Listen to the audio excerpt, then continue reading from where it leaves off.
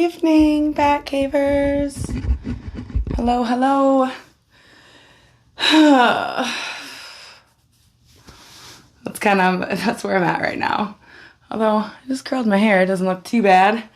It's about as far as I got today. I showered and curled my hair, and then I took a really long nap. I wanted to come in tonight because I was reminded of a lot of things yesterday. Yesterday was a really tough day for me health-wise. I had an endometriosis flare-up, basically. My period was really bad.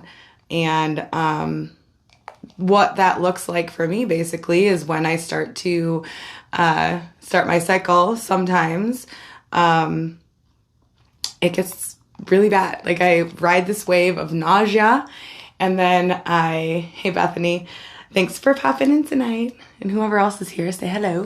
And so, yeah, I basically just like go through this 8 to 10 hour cycle of throwing up and severe nausea, severe pain, and it's really not enjoyable. But it used to be way less enjoyable before I employed some of the tools from my belt. So that's part of what I wanted to talk about tonight. I wanted to talk a little bit about endometriosis so that maybe some of you who are unfamiliar with it can get to know it a little bit better. And yeah. So, and Chrissy. Hi, Chrissy. So, endometriosis, and I took some notes because you guys know that if I don't, like, write notes, I tend to go off on a tangent. Okay, so endometriosis is a disorder where the endometrine, which actually grows inside of your uterus, grows on the outside. So it can attach to fallopian tubes, it can attach to your ovaries, it can attach to any of the tissues in the pelvic bowl. Most often you'll see it on the outside of the uterus, on the fallopian tubes, on the ovaries. And basically it's shitty. It's a really shitty thing to have to deal with. But you can either be really mad at your body or you can accept it. And that's kind of the thing of it. So when you're experiencing endometriosis, when I'm experiencing it, so the thing about endometriosis is it presents itself in a lot of different ways. So for me, it presented with just really severe issues during my cycle. I know that some women experience pain throughout the entirety of their cycle. A lot of women find out they have endometriosis by way of something else. So, for instance, the endo can affect your bladder. So, somebody could think they're having bladder issues or something like that. Go to see a specialist and whatever, and treated for that when really it's the endometriosis that's causing that dysfunction. Does that make sense? Like, a lot of times the issues that are presenting themselves look like something different when really the root cause is endometriosis. So, and it's a hard one to diagnose too. Like, I think the first time I heard a doctor say that I possibly had it, it was another like 10 years until I actually got a real diagnosis. And I got a diagnosis by way of an emergency oophorectomy. So what that is basically they went in and took out the fallopian tube and the ovary. And the only reason that I knew that that was an issue was because I had gone into the ER twice within 3 days with severe pain. The first time they sent me home, and I knew that I wasn't just sick and having my period. I knew that there was really something wrong. So I did not listen to my body. I did not persist. I went home and experienced the same exact symptoms 2 days later and ended up back in the ER, and they cut me open and took out my fallopian tube and my ovary. So that is a really big thing that I always impress upon everybody is listen to your body. Listen to your body. Because man, I don't know how many women I've talked to. I don't know how many women I've talked to who leave a doctor's office and feel unheard and feel like less hopeful than when they walked in. So yeah, that was a big lesson to me, to listen to what's going on. I got a fuzzy floating around. I look really tired, guys. I'm sorry. This is day 1, day 2, Kate. And I generally don't go live within the first week of my cycle because I'm just like, but this was important to me to come and talk to you guys tonight about it. Hey, Becca. So yeah, in endometriosis, it can cause scar tissue and buildup too. So that, of course, presents its own problems.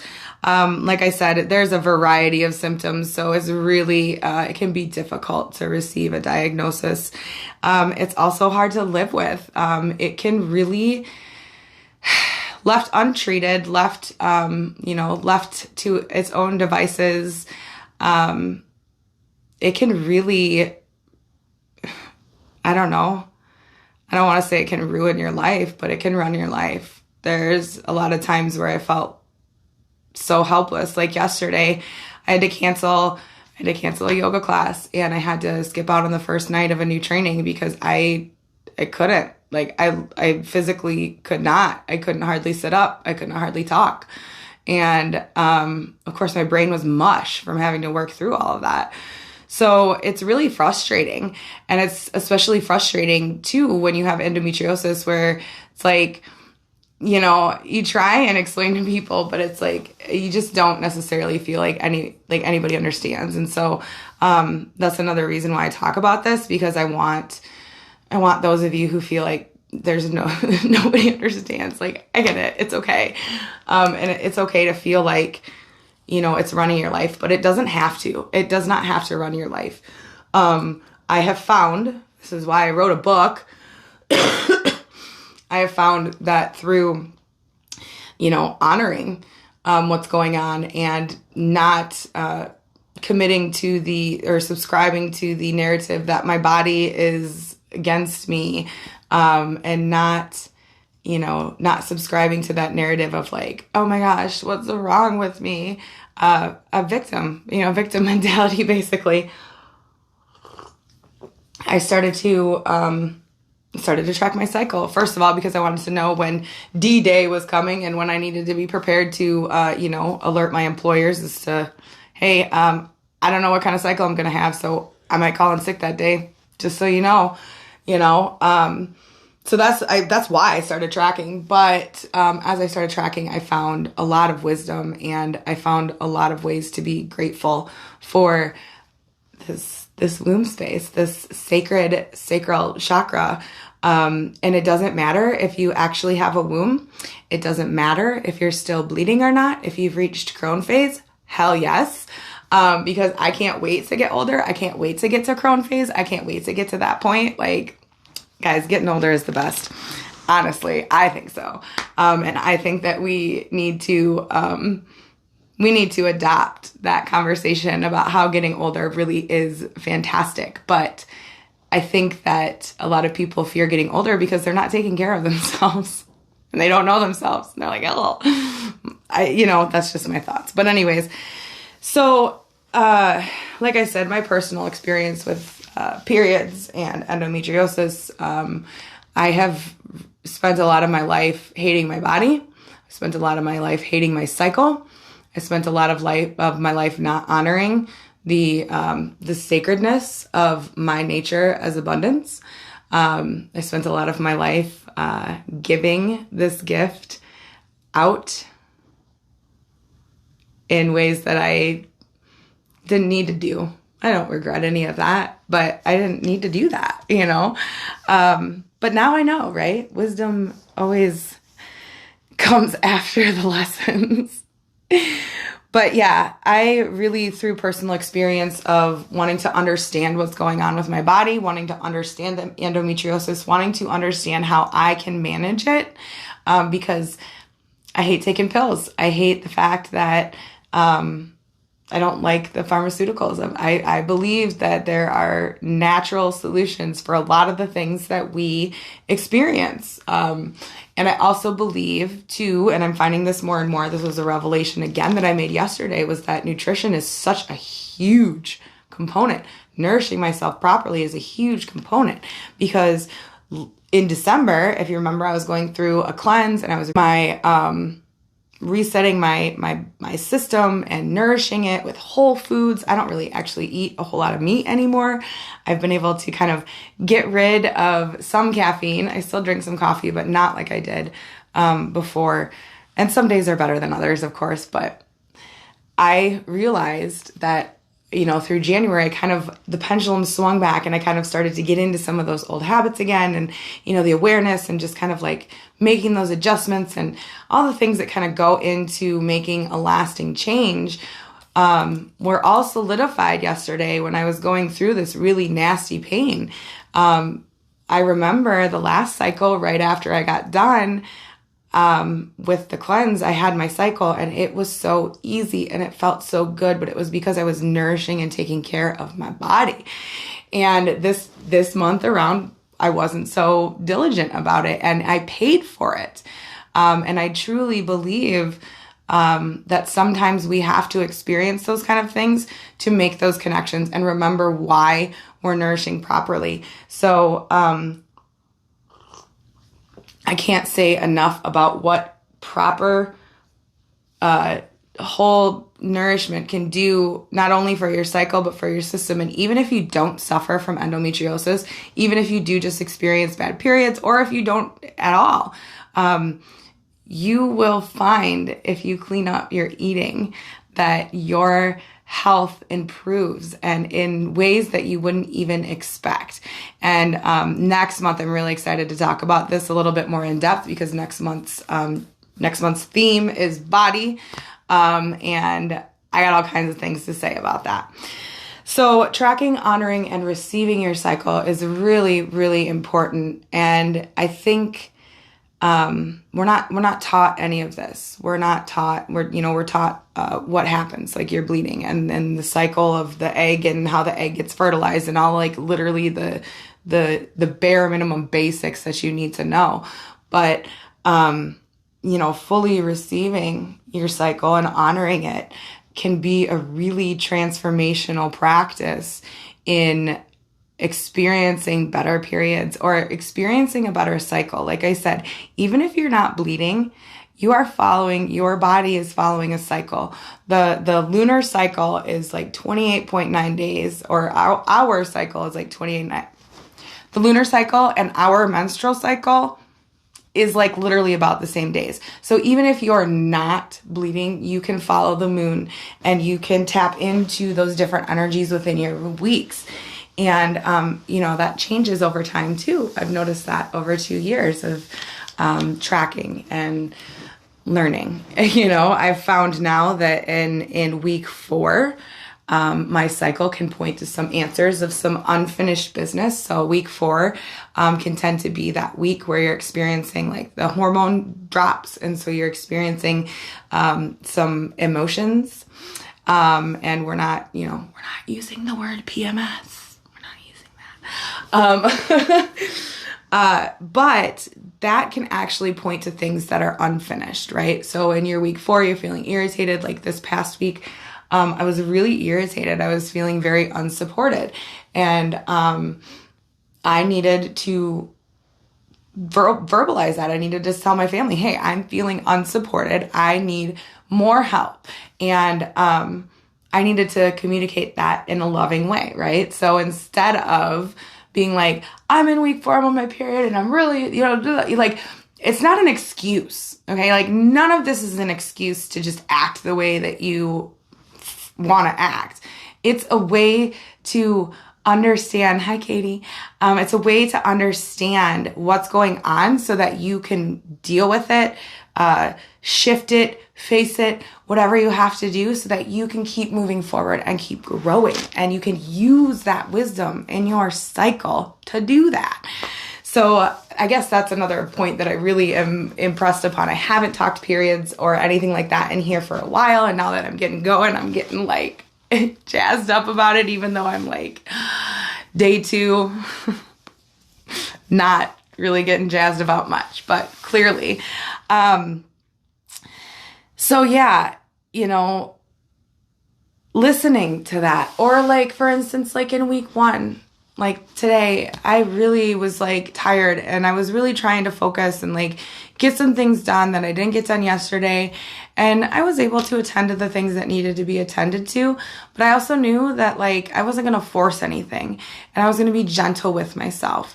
And so I sat on the chair and took like it was probably like 2 or 3 when I sat down. I didn't get up until 5.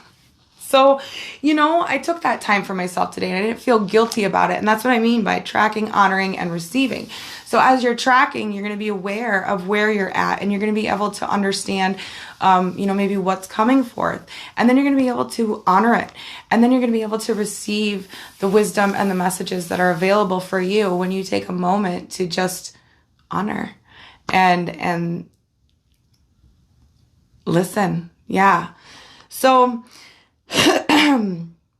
yeah, cycles can point to answers. And like I said, I took some notes because I got the mush brain going of like day 2. And I keep looking at myself like, God, you slept for 3 hours? You still look really tired, dude. Okay. So I curled my hair so I could feel, okay. And that's too, if you can do like one really nice, like nourishing thing to make yourself feel a little bit better, like do those things.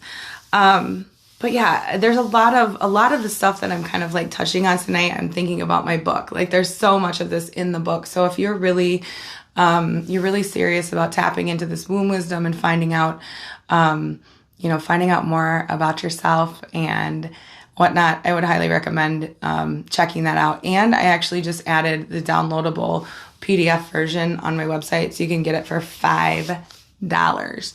Anyways, I didn't really come on here to plug my book, but I was just thinking about that. I'm like, God, a lot of this stuff I'm saying is like in my book. But anyways, yeah, nourishment. I cannot impress upon you guys how important nourishment is to honor and just help your cycle. There's also supplements too. I take raspberry extract. It's just a little pill. And then I take evening primrose. And then there's also a cell salt. So maybe I'll take a picture of that and post it for you guys. Because those can also be really beneficial too, to add in just those supplements to help your body do what it naturally needs to do. But yeah, like I was saying before too, many times the symptoms that we are experiencing based around our periods can be relieved through just honoring and accepting what's going on. When you are mentally meeting what's going on physically with resistance, there's that mind-body connection there that like, if you're huddled up like this and you're like, oh, you're not giving your body a chance to relax. You're not giving yourself a chance to relax. And so by offering acceptance and welcoming what's going on, you can really shift some of that energy. And I noticed that early on as I was just like, literally when I would get my period, like when I actually would be like, oh, I got my period, I would be like, thank you. I am so grateful to be bleeding. And even if I really didn't like feel it, I said it. And now when I say it, I mean it. Like I actually kind of do a happy dance when I get my period now. I'm like, yay. Or like I noticed this time, I also went to 30 days instead of 28 like I usually do. And so on day 29, I was starting to like talk to my body and be like, hey, like, what are we holding on to that we're not ready to release yet? Like it's time to release, if the bleed is welcome. And like, if there's something that I am not like emotionally releasing yet, like let me know, and I'll work to release it. And what that came up to was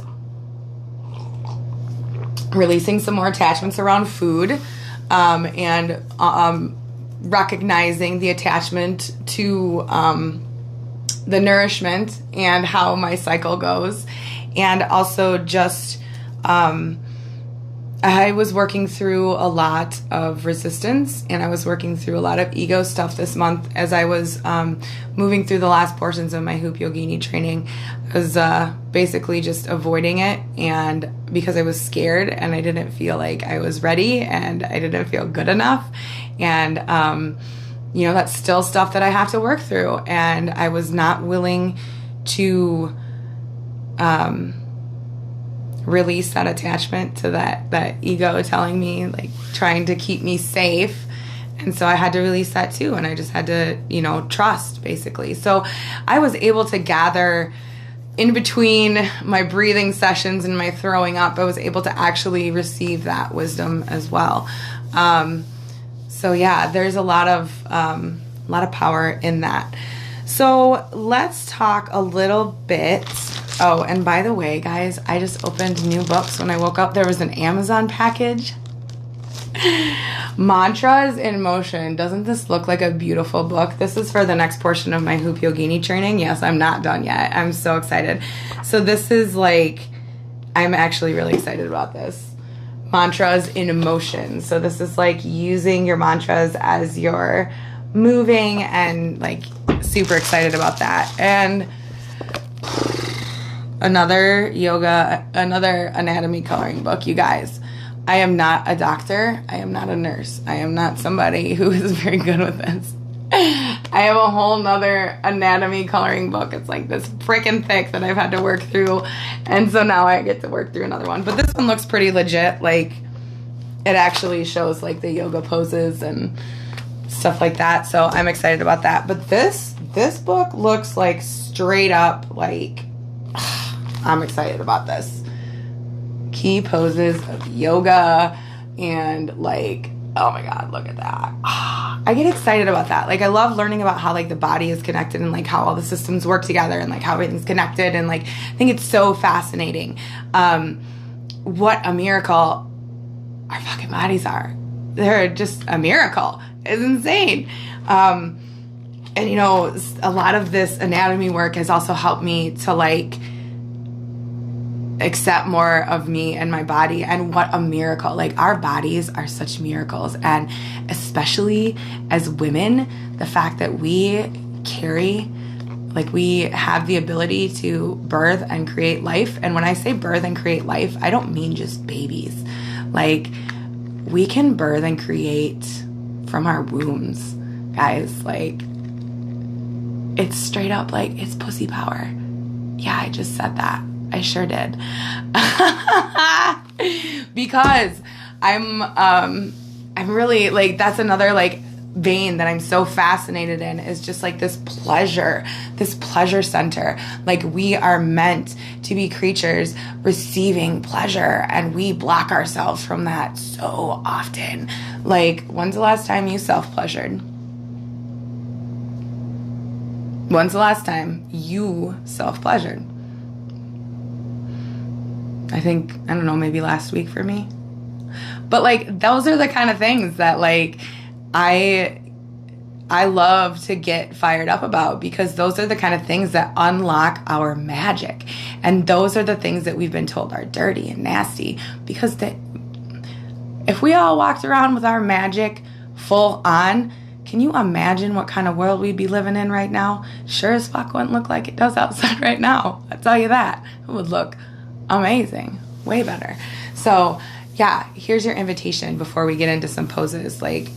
Turn your magic all the way up. Receive the pleasure. Receive the abundance. Be the abundance. And explore that. Explore your sensuality and your sexuality. And if you need a place to vocalize or talk about it, this is the place, because that's the kind of space that I want to create, is a space that we can have these conversations, because these are the important conversations that need to be had. These are the things that, need to be talked about and brought into the light. How many of you hold some kind of sexual shame? I used to, for sure.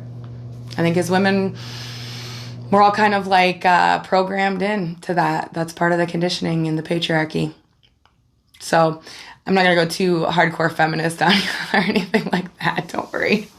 But there is so much power in the pussy. I'm serious. Like, there's just so much magic. There's so much wisdom. There's so much to connect with. And even in my worst times, like yesterday, when I was like, I was honoring what was going on, and I was thanking my body for doing what it was trying to do. And I asked to receive the wisdom and anything that, was there for me. So I just really want to encourage you all to kind of open up to that idea a little bit more. Reach out to me if you want to have some individual conversations about that, because obviously I love talking about that. And, if you're kind of like, this is really interesting and I haven't really thought about that before, or maybe you're looking to dive a little bit deeper, go to my website and check out my books. And also, Christy Norman is another really, really good resource. I love her. And there's Layla Martin. She's another one that I've been following lately. She's a little intense and she uses that P word a lot, but I love it because it's taking that charge out of it. It's like taking the word back. We're taking that word back. So anyways, I wanted to show you a couple of yoga poses that I use when I get into that really painful state. I used to go to the ER because I didn't know what else to do.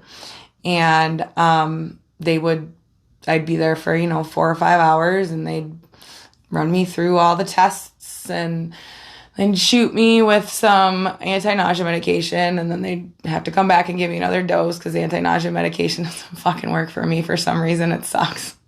I took 2 different anti-nausea medications yesterday and I was still throwing up. Anyways, so they do that and they shoot me full of a pain med so that my body can calm down. But I've actually gotten to the point now where I can do that for myself, medicine free. I'm really proud of that. So I want to show you some of the things that I do. One of the things that I employ heavily in my work with what's going on in my cycle is the 3-part breath. And so what that does, and actually I know this is maybe a little bit too TMI, but I don't really care because we're open here. But using that 3-part breath yesterday, I was actually able to move some waste through my intestine, which never really happens. Usually I get constipated because my muscles and my intestines are so squeezed tight. And I think there's inflammation. I think I have some endo that's attached to my intestines that inflames it. So anyways, through this breathing, I was actually able to get myself to have a bowel movement yesterday, which was kind of a big deal. It's the magic of breathwork, man. It ain't always pretty, but it's pretty awesome.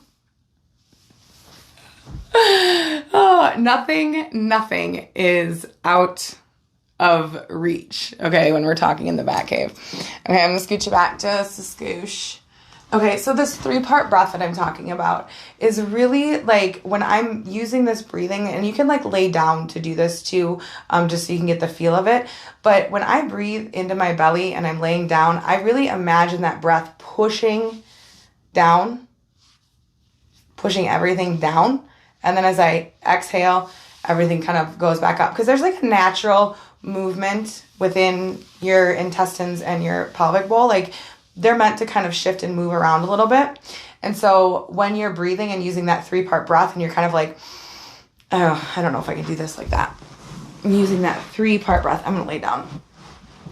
So when you're using that 3-part breath and you're in on the belly like that, you can really start to feel I really push the intention, even just filling the belly with air to push everything down, and then exhaling and imagining it kind of floating back up. And so that actually gives you a little bit of a massage. And it can be difficult when you first start into breath work, when you're experiencing severe period pain. It can be difficult to start to focus, but I promise you, if you really lay in and focus on the breath and use your poses, you can find some relief. And not to say, guys, that I don't still take, like, I took some Tylenol yesterday. I use my essential oils. I use my heating pad. I employ all of the tools, all the tools. And I make sure I drink lots of water. Those are all really important things. And again, nourishment. I really made sure that when I was able to eat yesterday, that I ate something that was nourishing. I really wanted something comforting, but I really wanted to make sure that I was like nourishing myself. So I did that. So with that 3-part breath in mind, let's take a couple of yoga poses and try it out. So let's start with the seated ones here. So real simple, bound ankle pose, okay? So this is just your butterfly pose, your Baddha Konasana. And I mean, really, we've done this a million times here. But again, like the reason that this is such a nice opening pose to relieve period cramps is that you're opening this up. So often when we have cramps, we just want to curl up. Like, honestly. But you have to open. Like when you start to feel like that's your body's response, right? Like your body is responding to the pain, but really what you need to do is relax so that your body can do what it needs to do. It's, it is what it is. So your bound ankle pose, you want to be seated up straight so that way your crown and your tailbone is aligned. Now, if you notice that it feels like you kind of like sink back naturally, take a pillow and stick it under your bum. And you'll notice how that tilts the pelvis forward a little bit. I have to do that because that's just how my pelvis is tilted. So if you're finding that you're in butterfly pose, but it's really kind of, you feel like you're leaning back a little bit, stick that pillow underneath so you can tilt the pelvis forward just a little bit. And if you notice, you're really nice and open here and you're able to kind of like feel that stretch here, which again, like this maybe could be a 3rd or 4th one that you take instead of a 1st one. But once you get that bound ankle pose, then you'll sit up and then you'll take that 3-part breath. So breathing into the belly first and then filling the chest. And then really what you want to focus in on is just that breath and like receiving the nourishment, pushing down with that belly and then exhaling, coming back into center. And that'll quiet your mind a little bit too, because sometimes our mind can start racing when we're in pain. And then it'll just bring you back into center. That I'm going to emphasize the 3-part breath for any of these poses, because I really find that 3-part breath is what helps the most. And the poses kind of, again, help open the body, but also help kind of keep my mind busy too. So like when I'm sitting here and breathing, I'm, focusing on my tailbone, touching the earth, crown towards the ceiling. Shoulders are relaxed.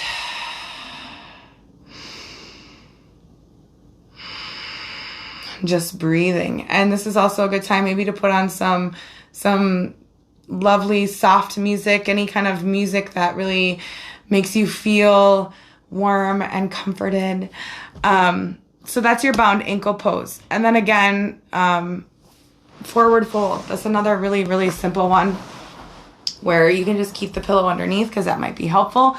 And again, you can have your heating pad here. You can have a really nice warm blanket over you. You can make this as comfy as you want it to be. And when you go into forward fold, you want your legs to be straight. You want your toes to be pointed upwards but not flexed. Just, heels relaxed into the ground. And then you inhale the arms up. I always like to do this because that brings that straightness up, the alignment from the crown to the tailbone. And you inhale, and then as you exhale, you're just hinging at the hips, and then you're folding forward. You can bounce the legs. You can swing back and forth. And then again, that 3-part breath is just, and you'll really be able to feel in that forward fold, that push of the belly. And then you go ahead and release all of it. So again, forward fold, really, really easy. Do this all the time, but not something maybe you think about. And all of these poses you can actually do right from your bed. And I know because I do them in my bed. So like I'll take a while and maybe I'll take a forward fold for a little while and breathe. And I'll take a little sip of water and then I'll lay back down for a minute and then another cramp comes up, another wave of whatever. And I'll take another pose and breathe through it and take another drink of water. And that's kind of like I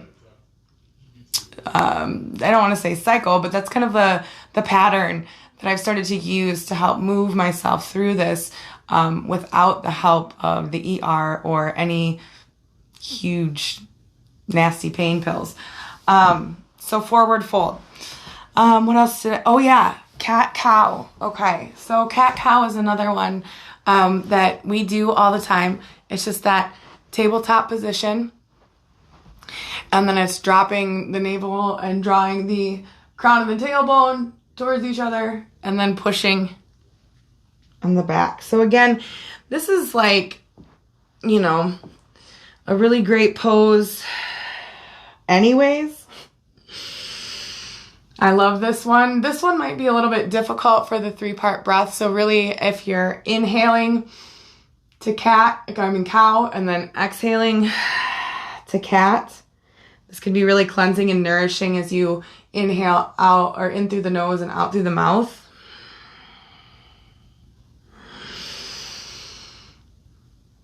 And again, it's just stretching and opening up. And as you go through this, again, just maybe using a mantra and affirmation. I honor my cycle. It holds wisdom. I am grateful. You know, whatever, you know, that's just off the top of my head. You don't have to have anything fancy, or you can. It's up to you. So there's your cat cows. Easy peasy, right? It's another great one. Let's see here. Okay, so we'll go back to the reclined poses. I think I'm gonna move you back just a little more. Push down. Okay, cool. So what's the first one the supine twist. Okay, so these are pretty easy. Let's see if I can get a decent shot here. Okay, so you'll be laying on your back. You hug your knees into your chest. Keep a hold of one knee. So I'm going to hold on to my left knee. I'm going to send my right leg long. And then I'm going to take my right hand on that left knee and draw it across my body and lengthen out the left arm. So supine twist, you're just crossing that top leg over the body. If this bend is too much, you can always, you guys getting a prime view of my yoga booty. If you want to straighten the leg out, you can. Or you can just keep it twisted like this. But supine twist is great. Holding onto that knee, looking over the left shoulder, and then breathing. Again, breathing into the belly. And again, into the belly. Filling up the chest, looking over at that left arm. One more time. And then rolling back up to center. Wanting to do the other side. You want to do both sides, of course. So you hug your knees into the chest. Hold on to the right leg. Send the left leg long this time. Sending the right arm out to the side. Extending. And then taking that left hand and that right knee across the body. You notice I shift my hips just a little bit. Oh my God, that felt really good. I got a couple of cracks out of that one. So I'm looking over at that right arm. And employing that 3-part breath again.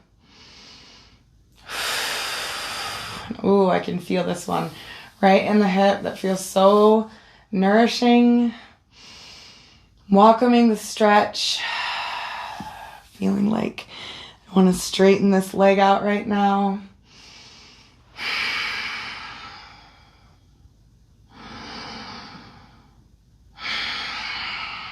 Awesome. And then you can draw everything back up into center. Hug the knees.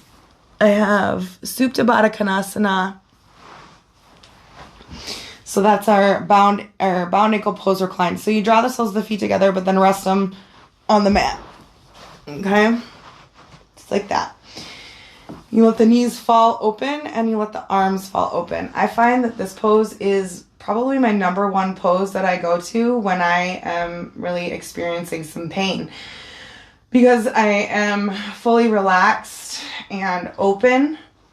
And when I do that 3-part breath, I can really feel the push down to massage some of those irritated organs down there. So try this out. Breathe into that belly.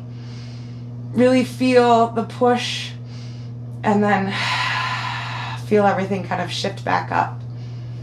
Inhaling, pushing.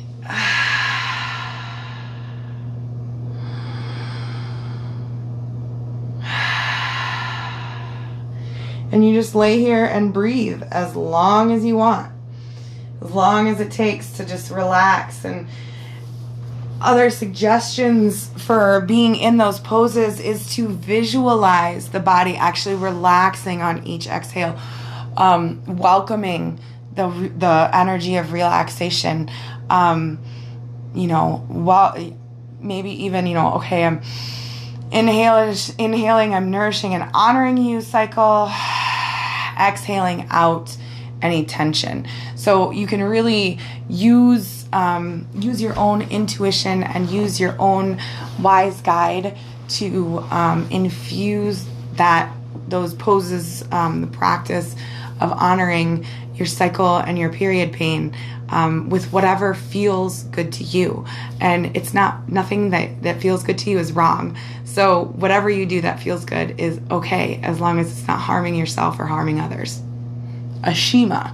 We talked about that in Namaste Sober on Monday night. Ashima, it's nonviolence. It is one of the yamas, and yamas is part of the 8 limbs of the Patanjali's Ashtanga yoga system. Look at a little bit of breathing and a little bit of stretching, and I'm like, wee! So yeah, the importance of breath while you're in these poses. And there's several other poses that you can use for period pain. I mean, any yoga, any mindful breath work while you're stretching the body out and allowing the body to release tension is going to be beneficial for you. Those 6, I think, are the ones that I usually turn to. Oh, and child's pose. Child's pose is amazing as well, because not only are you able to kind of you're able to kind of curl up in that ball like you want to, but you have this opening through the hips, and you're actually really stretching things out.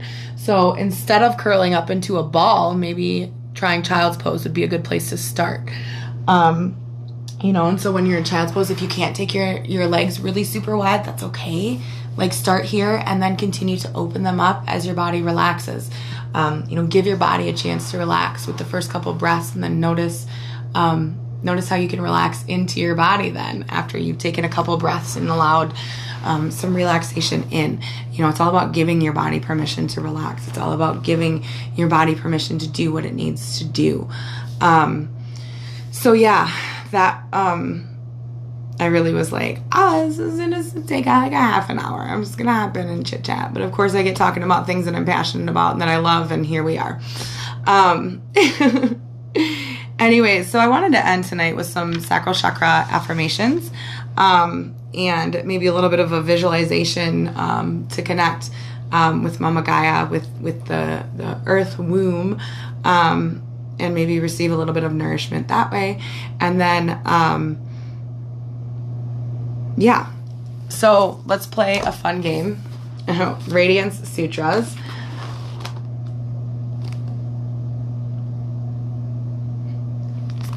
I love this game. Okay, so basically I just flip through to whatever page there is, and then I read it. So this is 49, Sutra 49. Tasting dark chocolate, a ripe apricot, a luscious elixir. Savor the expanding joy in your body. Nature is offering herself to you. How astonishing to realize this world can taste so good. When sipping some ambrosia, raise your glass, close your eyes. Toast the universe, the sun and moon and earth. Dance together to bring you this delight. Receive the nectar on your tongue as a kiss of the divine. That's so beautiful. Again, day 2. This is what it's all about. I'm going to read that again. That was awesome. Tasting dark chocolate, a ripe apricot, a luscious elixir. Savor the expanding joy in your body. Nature is offering herself to you. How astonishing to realize this world can taste so good. When sipping some ambrosia, raise your glass, close your eyes, and toast the universe. The sun and the moon and the earth danced together to bring you this delight. Receive the nectar on your tongue as a kiss of the divine. Receive your nature as abundance. Receive the wisdom of your womb. Receive the power of pleasure.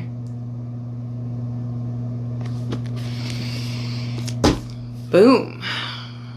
See? I love that. Love that game. Okay. Before we finish up, let's go ahead and do a little connecting here. And so we're going to connect first, and we're going to do a little visualization, and then I'll just ask you to, you can repeat out loud or repeat in your head. We're going to infuse some affirmations right into our sacral chakra, which our sacral chakra is that creative space.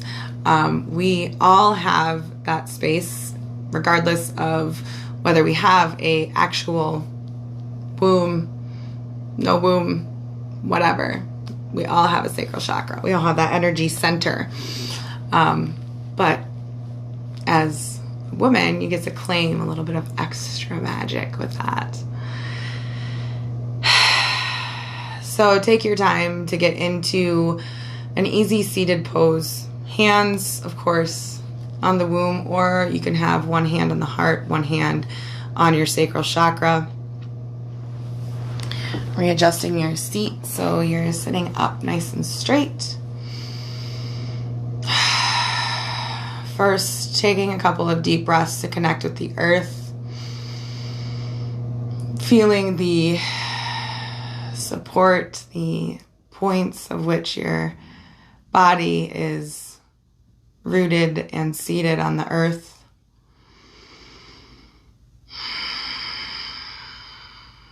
Let the spine be straight. Let the crown be reaching up towards the ceiling, that divine white light that wants to pour into you. Imagine, see, feel this. Maybe it's moonbeam energy, maybe it's sunbeam energy, maybe it's that beautiful violet or white light.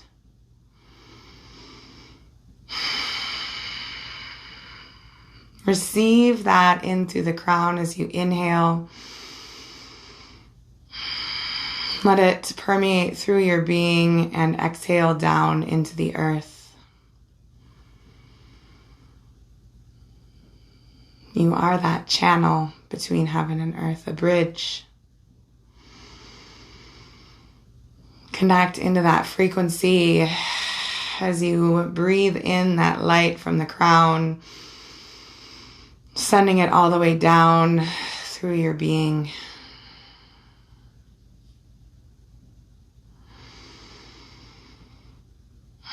Now that you have connected with source energy, connect down into the earth. Each inhale drawing up, nourishing earth energy from Mama Gaia. Exhaling gratitude.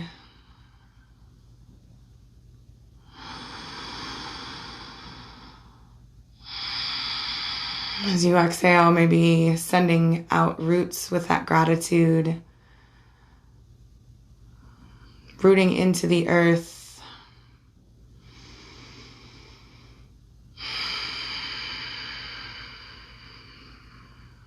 being that bridge between heaven and earth.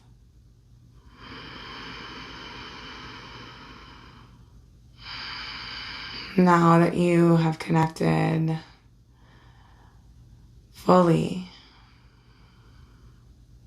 See if you can take a few inhales and exhales.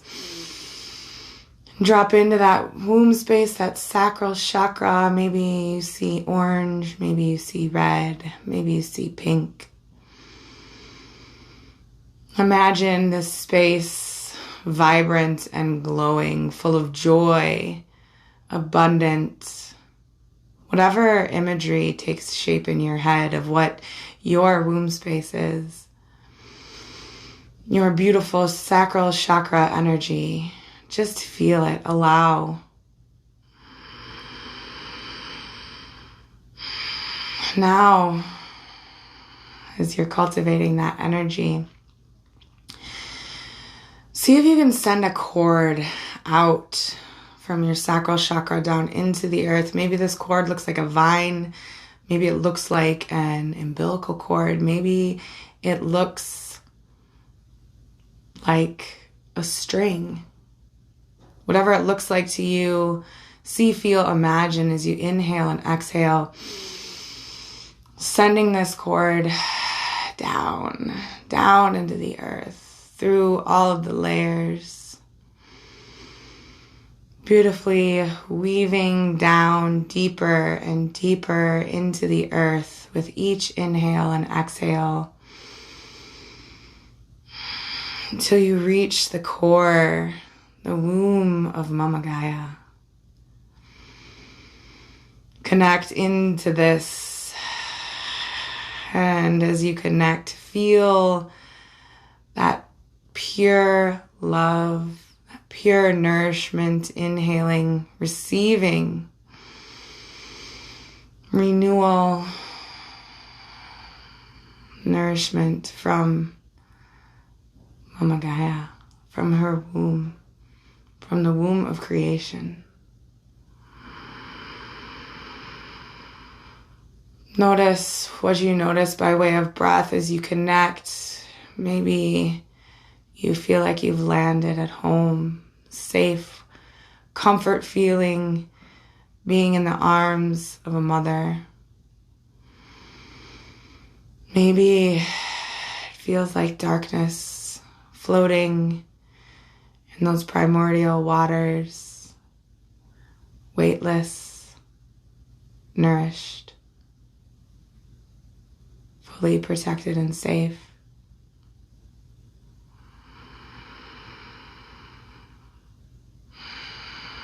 Stay here for a moment. Just be in this channel of nourishment. Receive. Give yourself permission to receive. It is our nature to receive.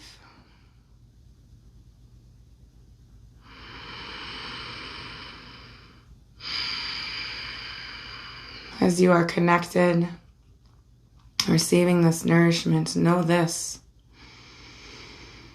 The womb is not a place to store fear or pain. The womb is a place to create and give birth to life. The womb is not a place to store fear or pain. The womb is a place to create and give birth to life.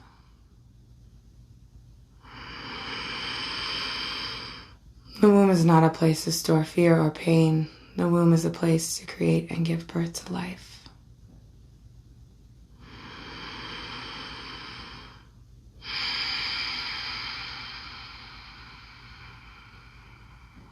Stay here connected in this energy. And we will now infuse our sacral chakra with some beautiful affirmations. Think of that as watering the seeds that we want to grow. I am at peace with my body.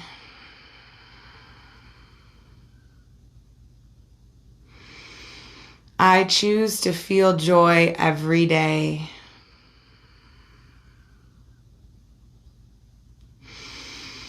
I choose to be grateful every day.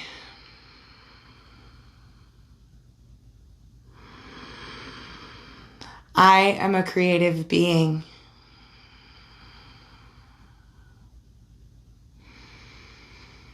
I am radiant, I am beautiful. I am creative. I enjoy a healthy and passionate life.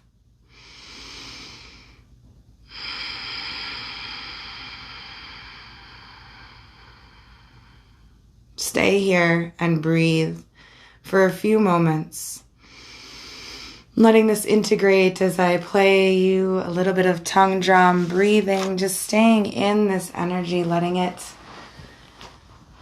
infuse, letting yourself feel this energy, feel the connection, the beauty of being connected to the womb.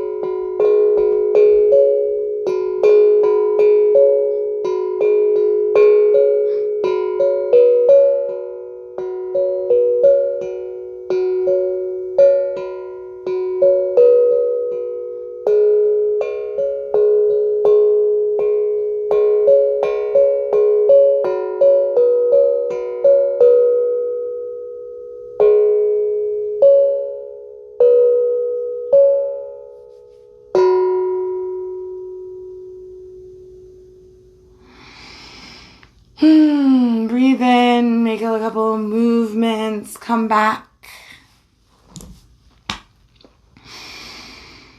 And that's that.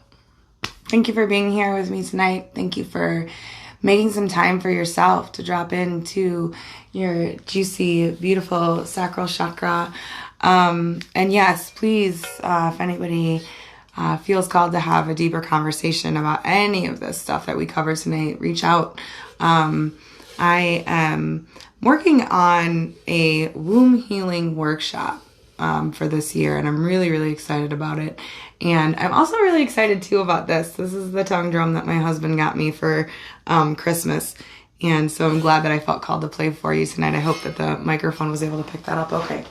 So, again, my internet is kind of weird and I am not seeing any comments or anything like that. So thank you to whoever is popping in and watching and hanging out with me this evening. Let your freak flag fly. Let your weird light shine. Embrace your own sexuality. Embrace what gives you pleasure. Please, we need that. We need your spark. We need your light. So, yeah, everybody have a great weekend. We will have the Soily Sisters Full Moon Circle this coming Tuesday. I have Hoop Yogini Sass practice Saturday morning at 8:30. You guys know that eclecticate.com/yoga energy work is where you can find all of that information. So I leave you with lots of love, and I'm going to go curl up and watch a movie because that sounded really good tonight. So blankies and puppies and tea and snuggles, and that's how I'm going to nourish myself tonight. Thank you, Bethany. I love you. All right. See you guys.